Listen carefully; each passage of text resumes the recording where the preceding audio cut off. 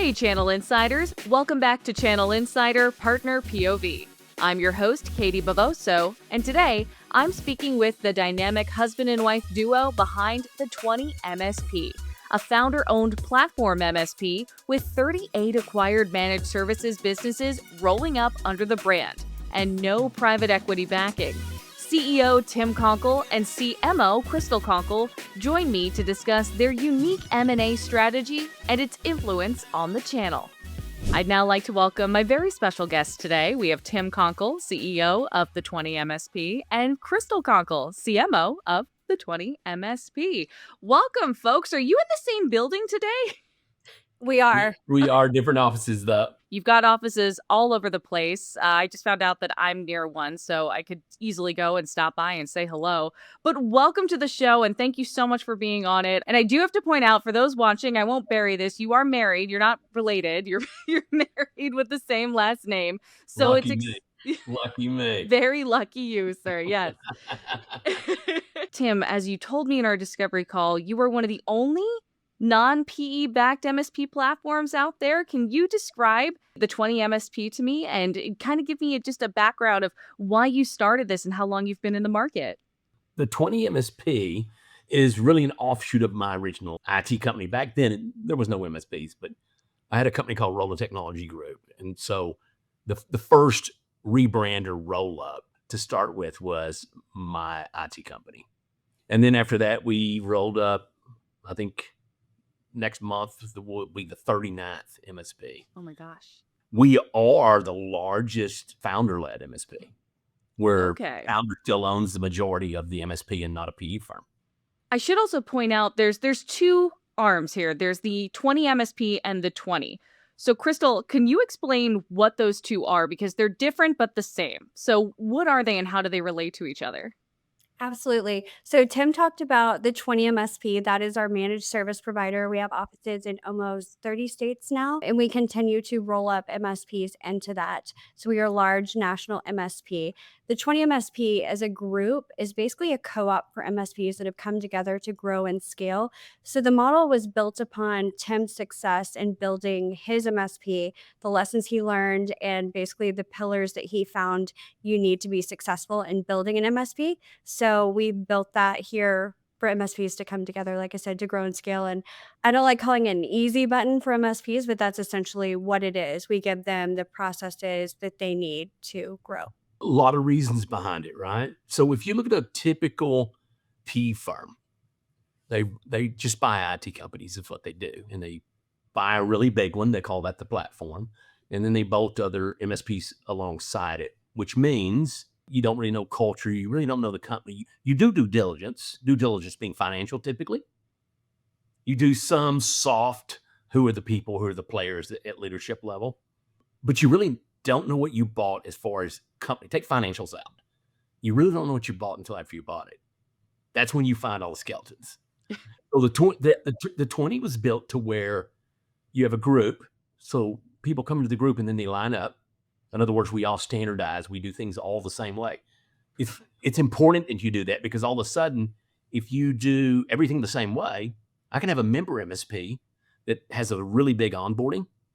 They can reach into the group and at consumption say, hey, we need 3 people to help us.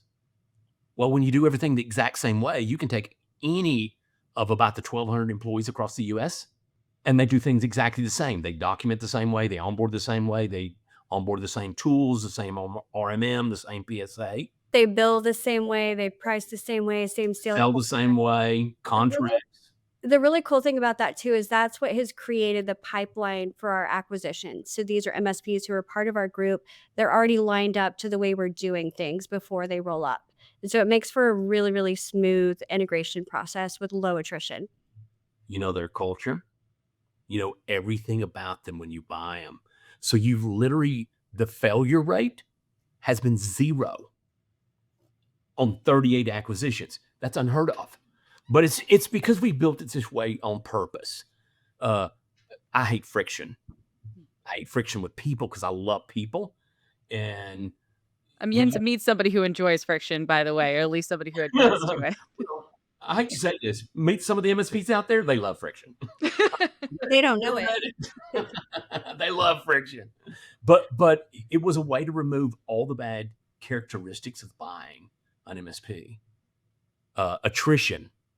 A typical P firm buys, they'll lose somewhere between 15 and 25% of the customers. Why? Because they go in, we bought the company, we do things different. They have to redo all the tools in there if they're not on the same tool set. There are so many things that you have to do where a typical P firm buys a company and integrates it maybe 50, 60, 70% over 6, 7, 8 months. We literally go from buy it, 60 days later, everything's done. The really cool piece throughout this too is the talent that we acquire through that. So we're bringing on all of these MSP owners and their employees, and we're putting them in a place where they can really work in their magic. So they go from wearing all the hats in their MSP to being in a specialized role that is what they want to do, what they're passionate about, and what they're good at. And so it's really just given us an incredible opportunity with talent that I don't know that we could have gone out and recruited. And talk to me about that recruitment process. Obviously, not everybody is going to make the cut. That's just kind of how the world works. You have to be selective. What makes an ideal candidate for somebody that's going to be a part of the 20 MSP? And then how does that process work? It's funny because we know most everything about the MSP. So when we talk about process, it's just something that kind of happens over time. Mm-hmm. And then obviously size, the people, the culture, all those things make a really big difference to us. So if we're going to buy an MSP, we want them to look like us. We want them to act like us. We want them to be on the same tools and all the other stuff that goes with it, because it just makes it easy. But not just for us, for the customer. So if I went back to what I was saying about attrition, when a PE firm buys an IT company, they're going to lose 15 to 25% of their customers. This is where earnout comes from, by the way. Earnout is, okay, if you keep all your customers, you get another chunk of money down the road. Right. Because they know they're going to lose 15 to 25% of the customers. With us, we have natural attrition across every single company we've bought. It's been less than 5%. And we don't do earnouts. And we don't do earnouts. We don't have to. Now, I know at the top of the year, you acquired another MSP, what number is that? 38 or 39? 38. 38, yeah. 30. Thank goodness for you, Crystal. You get it. You get the star for answering first. And Tim is the visionary. We have everyone else for the details. Yeah. That's the cool thing about the people. All the people, we're big on working in your magic. In other words, what you're incredible at. Because everything else, you do substandard to your magic. Ego-free zone, right? I mean, I'm a visionary. I know my magic. So we never cross lanes, and I'm over there telling marketing, this is how you really should do it, because I really don't know. And it's kind of across the company that way, but it's because you put people in their magic and it just works. I think we have 8, 9, 10 patents right now on products. Yeah. Can you talk a little bit more about those? Necessity is the mother of all inventions, right? Right. So if you look at the MSP space as a whole, think of the MGM hack or the Caesars hack. The MGM breach cost over $100 million. The Caesar breach cost over $30 million. How did both of those happen? It happened by somebody picking the phone up, looking at LinkedIn and finding a really high up person in the company, and then calling support. Support desk answers. And let's just call it John Smith. Hey, this is John Smith with MGM. They plug that into their ticketing system. Oh, wow, he's important. And they gave him the keys to the kingdom. Here's the question. How'd they know who was on the phone? It was just somebody saying John Smith. So I created a double-blind human verification system. We use it here. No one gets support here without being verified as that human being. And so it's appless. It has no software to it on either end, so you can't circumvent the system. About 2.5% of all calls that come into our help desk are not the people they claim to be. We catch them. Really? This tool that I have a patent on would have saved MGM over $100 million. Would have saved Caesars over $30 million. Biggest hole in the industry right now, by the way. It's just people calling? Well, yeah, because think about it. If your only check and balance is, okay, I'm going to call support and all I have to have is a name and a company name.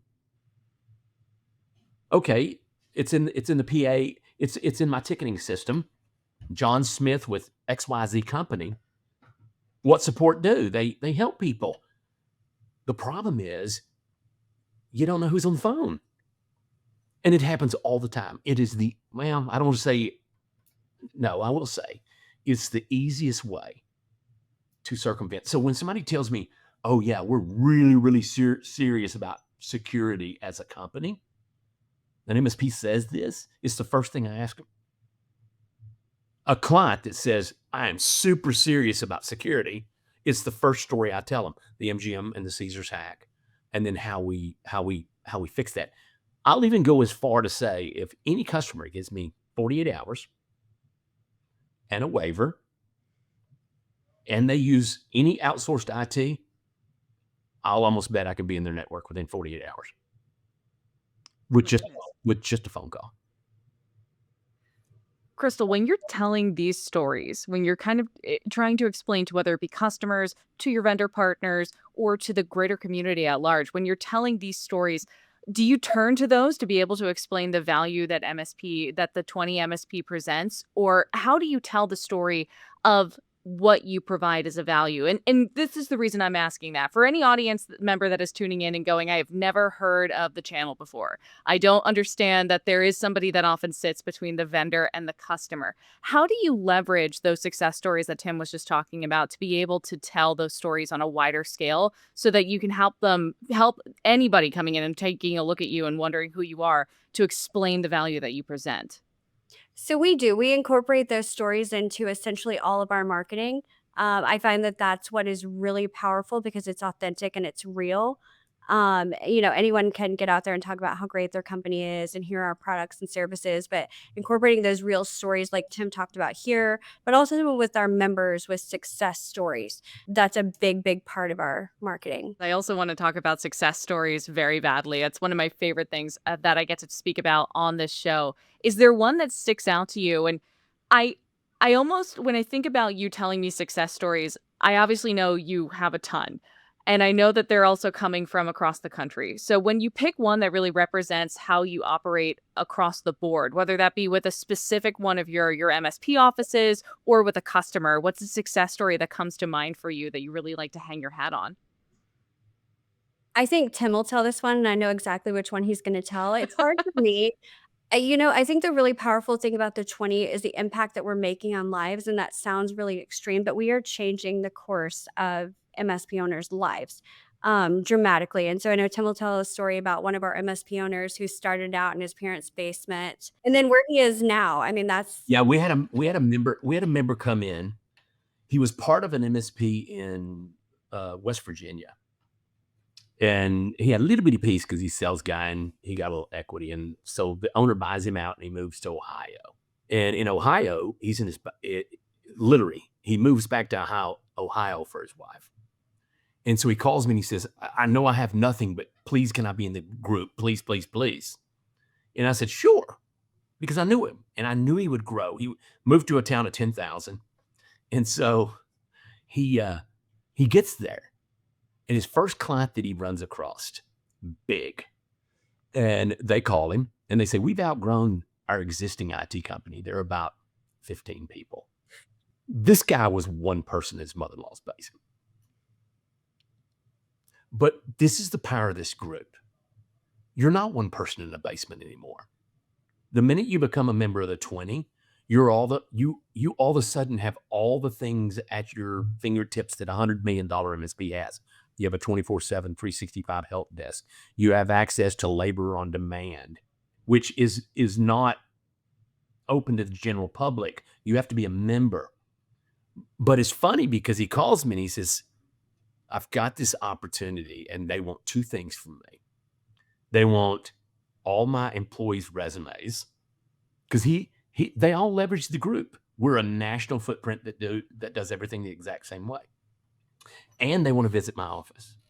Remember, I told you his office was in his mother-in-law's basement. This company that is called is literally telling him we've outgrown who we had. And so he calls me because the company boils it down to him and one other. I know the other guy very well. He's like GQ to the max, but he's about 25 people. He makes me look horrible. I'm being honest with you. But I'm better looking. But so we got Chris. He's got this problem. This big company wants to come visit him, and they want a resume on every employee. I said, well, Chris, I would tell him the truth. I said, because the truth makes you free. I told him, I said, tell him the truth. He goes, man, my truth is I'm in my mother-in-law's basement, and I have no resumes for all employees because really they're the help desk employees. And I told him, I said, two things you'll answer these guys. You'll tell the first. First, you'll tell about the employees. We can't, for privacy reasons, give you that. But you can go to my website, click on any employee, and it gives you a bio.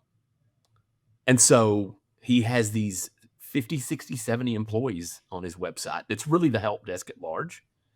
And you can click on them. Right, because we become an extension of their team. So we build up 100%. the desk that they share. Yep.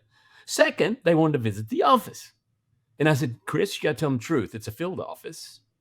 And they're welcome to come, but it's a bunch of empty desks.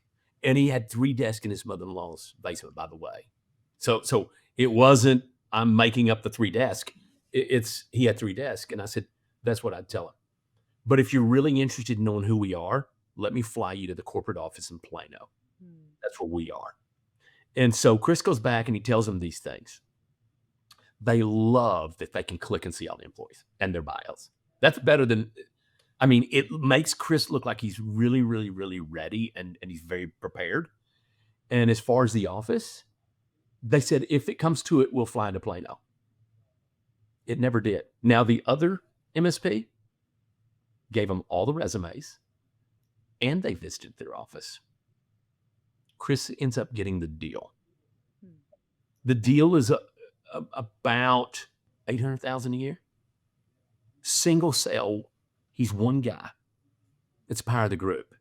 It's And the cool thing, now we have acquired Chris's MSP, and they're still one of our largest clients. So it's a very cool story.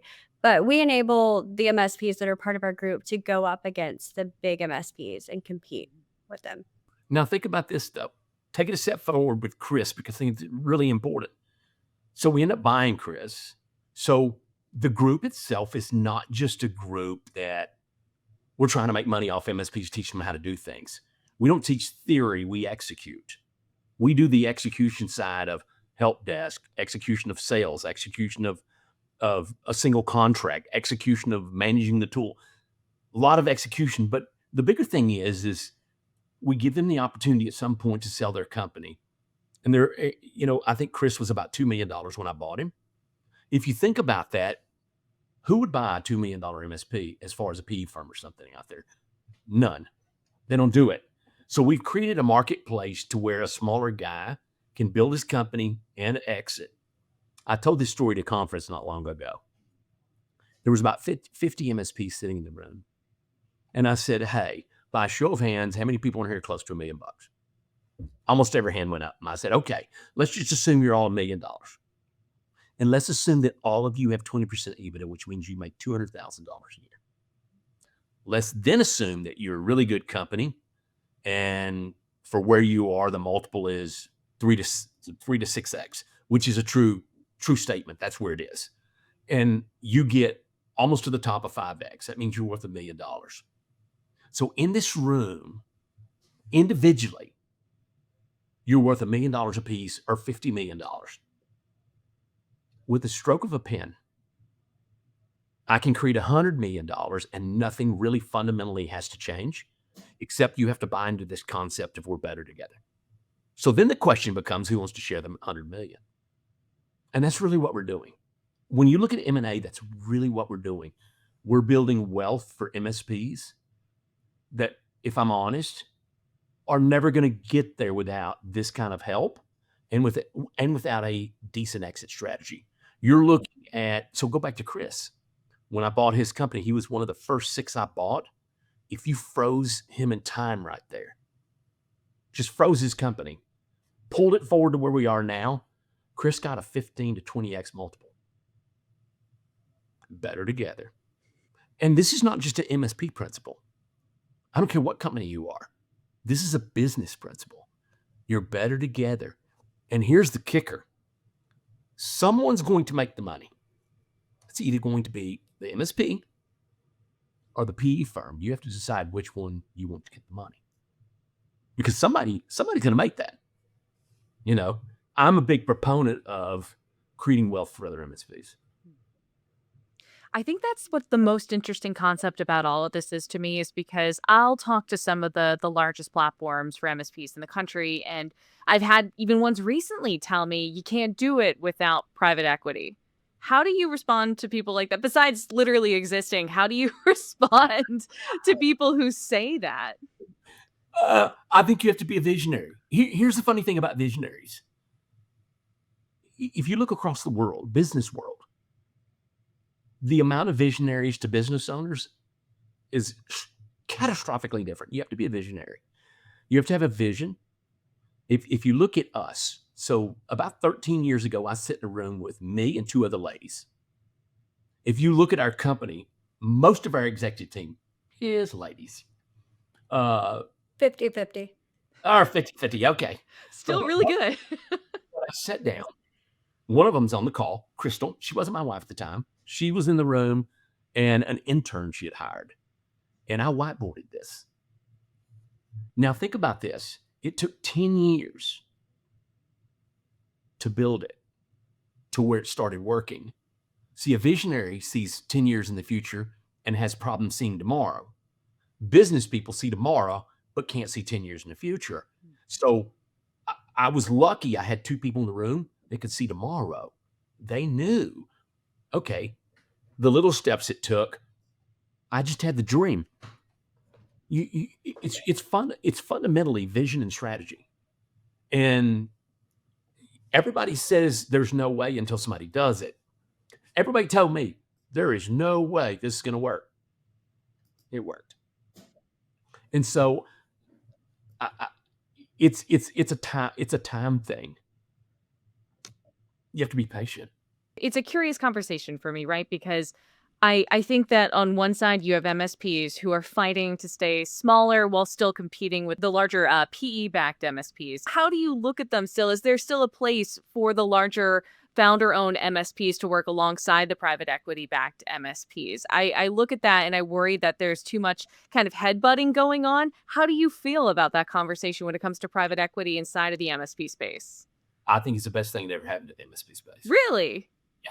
And now most people would not expect me to say that, but you have to realize there's a place between here and there that an MSP can do it. And then to get there to the next stage, you bring on a PE firm. At some point, the 20 will sell to a PE firm because it would be crazy not to. But PE firms are what created the ability to take and buy companies, put them all together, and they'd be worth more money at some point. If you have no real big buyers, then all you end up with is a bunch of founders that typically never roll up. There has to be a strategy. And the strategy can't be, okay, I'm going to take I want to be a $2 million company. So I'm a million, I'm going to buy $1 million company. Well, the problem is you're buying a dying asset, because if you're both valued the same thing and you both have the same problems, you've done nothing but moved 50% of your ownership into somebody else's hand and 50 into yours, maybe if you did a 50-50 partnership. Or you might have come up with a little bit of money and you might have got 60% and they got 40%, but you haven't moved the needle at all. To move the needle at all, you have to get big first. And that's what we did. We got big enough to where we moved the needle to where we can buy an MSP at a 5x, 6x multiple, 7x, 8x, and then immediately move them to our P&L. And now that same revenue is worth a 15, 16, 17, maybe 20. But you have to have PE firms to do that. So not everybody can do what I did, because somebody has to believe in you. Right. Somebody's got to give you the money. Somebody's got to give you the money in a way that you don't have to give up equity in the company. In our case, that was just general old American commercial banking. You did mention, you said at some point the 20 might sell to PE. I am really curious to know, what does that point look like? I mean, for the two of you, I do wonder if that is definitely a conversation I can see the two of you having together before you tell somebody like me. We have it all the time. But think about this for a minute. So I just read an article, and in this article, big P firm. If I said the name, everybody know it. Mhm. It doesn't matter. But in the article, they talked about that they were big fans of Berkshire Hathaway, and they go every year. Now, the reason why they go to Berkshire every year is they have the same philosophy and vision. We like to buy really good companies and hold them forever. So if you buy MSPs and they invest back into this thing, when do those MSPs get their money? Never. So if your strategy is buy it and hold it forever, and MSPs are investing back in, and they're expecting some payday at some point, you're going to be pretty sore at some point because it's not coming. My philosophy is every 3 to 5 years, MSPs come in, you recap or you sell. Everybody takes 80% off the table, leaves 20% in. Rinse, repeat, rinse, repeat, rinse, repeat. That's how you create wealth for not just the founder. Now, if I was, I'll say it. People expect me to say it anyway. If I was selfish, I would string that out a really long time because I could make a lot of money. But what good have I done for the people that I've brought in that trust me and say, hey, I'm going to believe Tim's dream, because Tim's dream has some reality to it. Every 3 to 5 years, I'm going to get to de-risk, and then I'm going to get to do it again.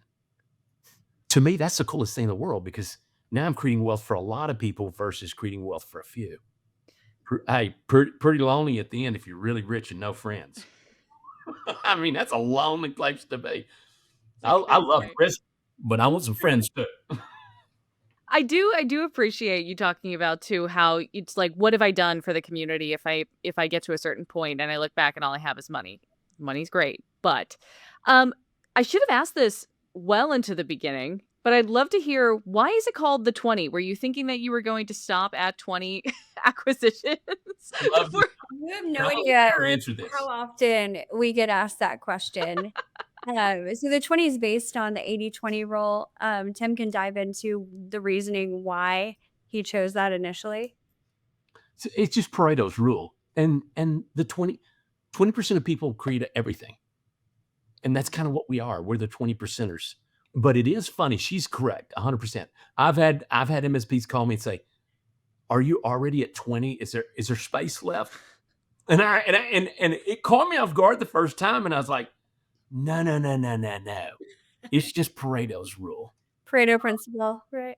I'm curious to know, knowing that the 20, you're such a large operation, and you're still so the guys next door, the guys and girls next door, because you are founder owned.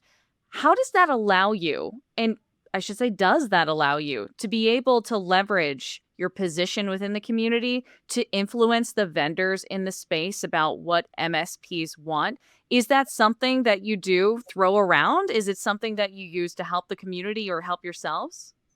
So from a marketing perspective, I love that you recognize that, that we are big, but we're still very accessible and very community driven. I think that the base of that is authenticity, and that's very intentional.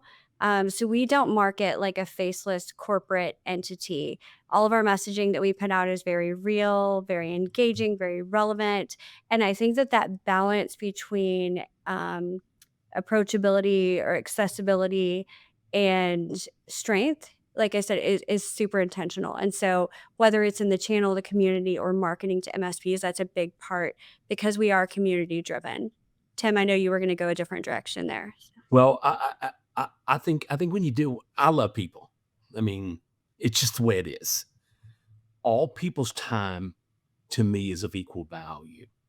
So if someone comes up to me at any event and they want 30 minutes of my time, an hour of my time, I'm gonna sit down with them. Why? Because I might be able to help them. And who knows, maybe they might just drop a nugget on me, because my mind's always going 600 miles an hour. And when I hear things, I process, and I I think we kept it, and I think she said it best. With us, what you see is what you get. It's just real. Definitely. And I think that that leadership visibility is so important for businesses. I mean, like Tim said, we're at events, we're engaging with people, we're showing up, we're approachable. And I think that that trickles down through the team and throughout the business. For sure.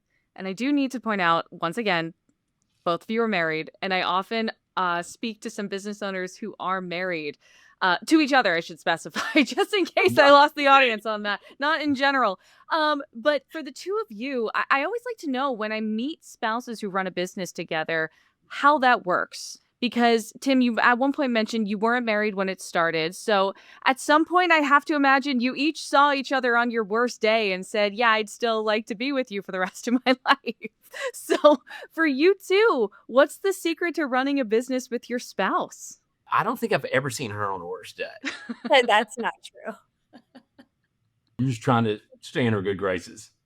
I think that we balance each other out very, very well. We play to each other's strengths. I know that it's not for everyone. A lot of couples that we know say, okay, we could never do it. I mean, we are together 24/7 and it doesn't turn off when you leave the office. I mean, it's constantly like you ask about the PE conversation. We have that all the time. We're constantly, strategizing and talking about the business and where we're going. And it's so much of who we are and we're both deeply passionate about it.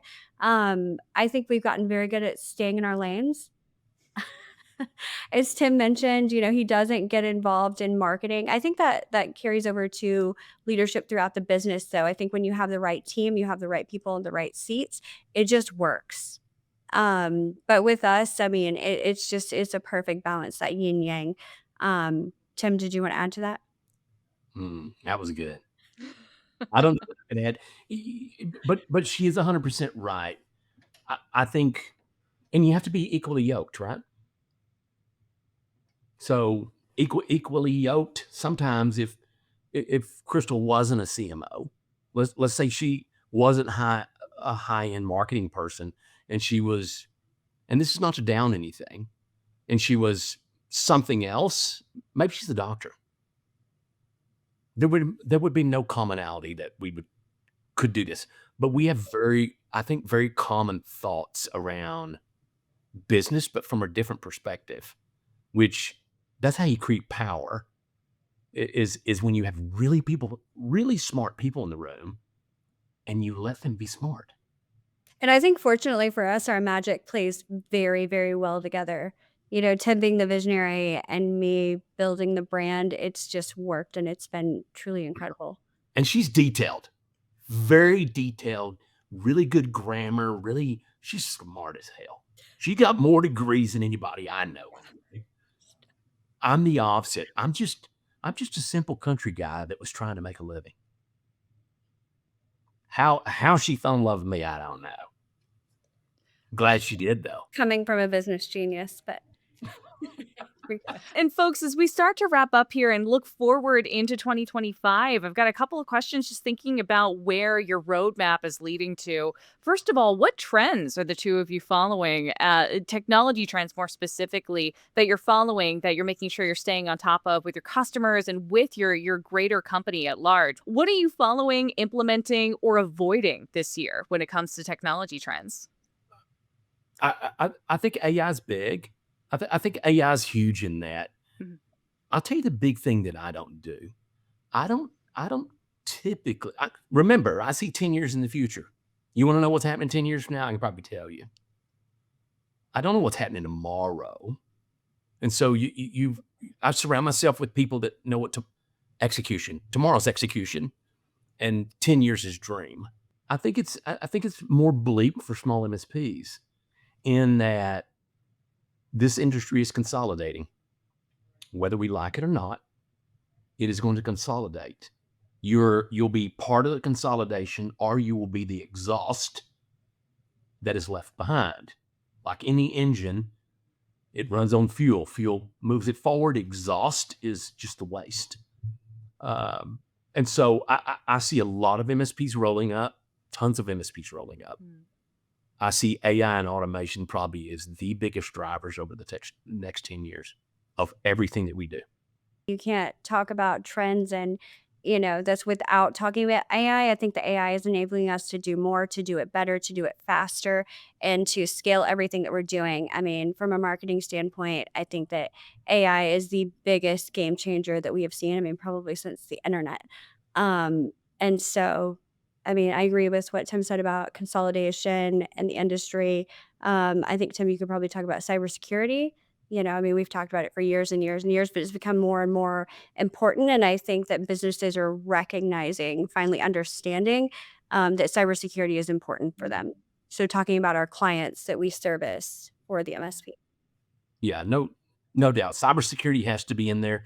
But I think I see cybersecurity as something that is the momentum is moving it towards maturity now. So new things, AI, automation, it amazes me for a technology-based companies, our channel, our space. I mean, people are still billing manually. I mean, we've automated billing. We've automated little things that a lot of people didn't think about. You look at a typical MSP, and let's say they have 10 employees. They all use the same administrator, and they all use the same password. When one employee leaves, they have to manually change all that. Us, none of our people know what the passwords are. Another patent we own. But when a help desk guy touches a computer and logs in, he doesn't know the password. He has to do some things to get it. And then when he logs off, within 24 hours, it's completely changed. Automated. You don't have to do that. Every 30 days, every password across our whole client base is changed, automated. And so I think when you start, and that's what I mean by AI and automation. And I think they get a little bit twisted and mixed sometimes, but automation is probably going to be the biggest thing that moves our industry. And AI is going to be the driver for it. I think going a little bit broader too, talking about AI, cybersecurity, automation, all of it, I think that you're seeing just an increase in the managed IT services market and adoption by businesses. And finally, they're understanding the need for and the importance of a managed IT service provider. You touched on something earlier, Tim, where you said consolidation is happening within this industry. And it did kind of spring forward a question for me to ask. And Crystal, I think it goes back to you when you're evangelizing the story of what the 20 MSP is, and you are up against other businesses of the same size, but perhaps they're private equity backed.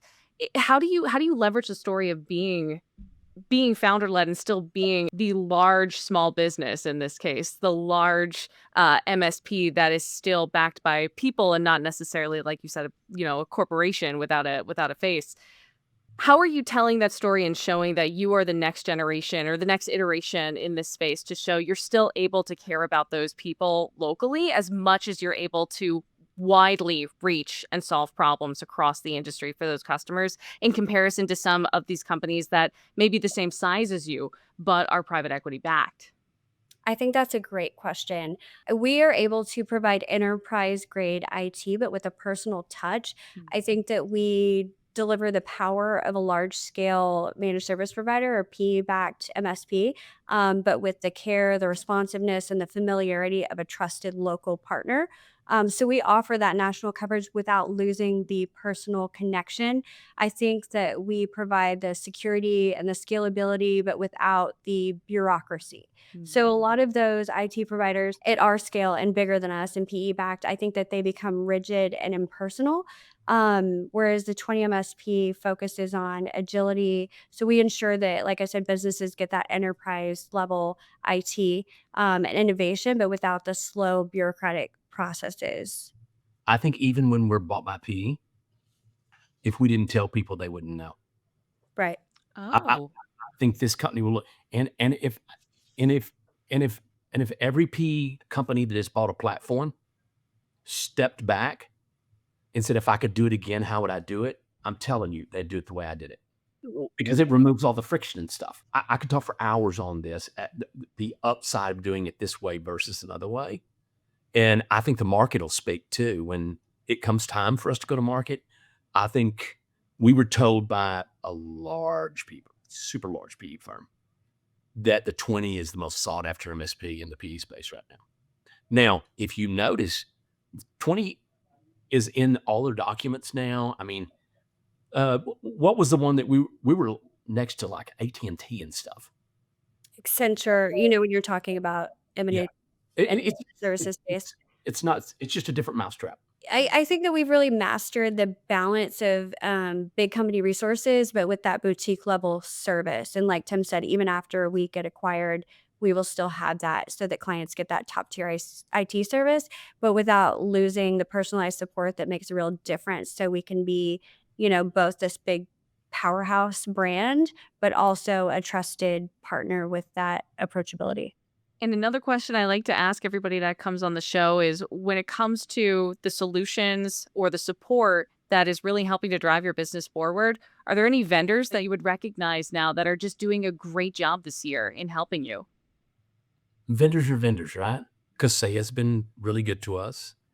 And I'd be lying if there wasn't a place in our life cycle that ConnectWise is not good to us. Enable's good to us. Huntress is good to us. There's a lot of really good vendors. The problem with the amount of vendors we have in our space is the MSP space is run by engineers, which means they only like the tools. And they spend 99% of their time on tools and 1% on business, which means they're always chasing a new tool to move the needle 1% instead of doing it the opposite way that would move the needle like massively. I think most vendors in our space, especially in the bigs, are basically good in all their different ways. You can read out there, and everybody's got something bad to say about them. My personal opinion, they're just companies trying to do the best they can, is kind of like the way we are. And so, yeah, I like them all. There are a lot of vendors, more every day. I think that in building this over all of these years, we've really whittled it down. And the vendors that Tim mentioned that we work with, in our core stack are really, really excellent for this industry. So talking about Kaseya, Huntress, Nerdio. What's next for the 20 MSP this year? We're going to buy another company first of the month. Oh, okay. And then we're going to continue to do that. I mean, you create wealth for a lot of people by moving forward, not sitting still. And so you'll see us continue to do what we do. And little cool byproduct is changing a lot of people's lives. I love to hear it. And if we'd like to learn more, whether from the customer side to learn about your services and solutions, or from the side of the MSPs who would like to become a part of the family, where can we go to learn more about the 20 MSP? So to learn more about the 20 MSP for end clients, you can go to the20msp.com. And to learn more about the group of MSPs, you can go to the20.com. I also encourage everyone to connect with Tim and I on LinkedIn. We're always happy to have conversations about managed IT services, the channel, the industry. We welcome that conversation. Thank you both so much for joining me today. Truly, it's been a pleasure getting to speak with you and getting to know about the 20 community. Thank you. Thanks so much to Crystal and Tim for joining me today. And thank you for watching or listening. You can check out every episode of Channel Insider Partner POV on channelinsider.com or watch us on YouTube at youtube.com/channelinsider_news and trends. You can also listen to us as a podcast wherever you get your podcasts. Don't forget to like, subscribe, and follow wherever possible so you never miss an episode. Once again, I'm Katie Bavoso, and I'll see you next time.